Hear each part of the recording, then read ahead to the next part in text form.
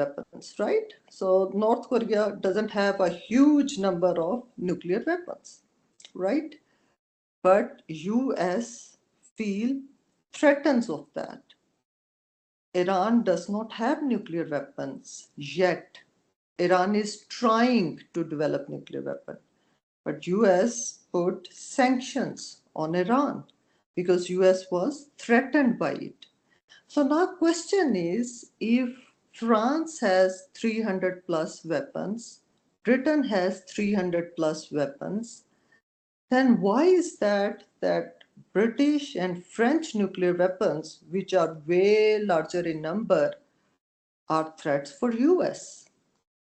But North Korea, which has only maybe 20, a dozen or two has nuclear weapons, is threat for US.